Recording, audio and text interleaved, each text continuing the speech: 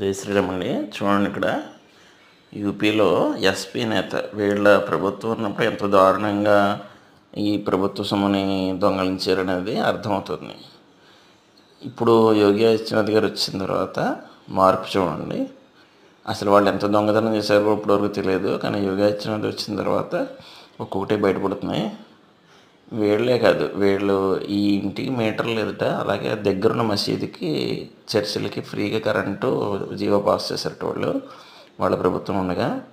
దేవాలయాలకేమో ఇంటి ఛార్జ్ కాకుండా commercial charge వేసేట, కానీ చర్చిలకి మసీదులకి మాత్రం ఫ్రీ కరెంట్ ఇచ్చారట. విచిత్రం అంటే మసీదుకి ఇచ్చిన అది వేరే విషయం, కానీ మసీదు నుంచి 250 ఏళ్ళకి ఆ ఫ్రీ కరెంటే వాడుతున్నట్ట. అది విచిత్రం చూడండి.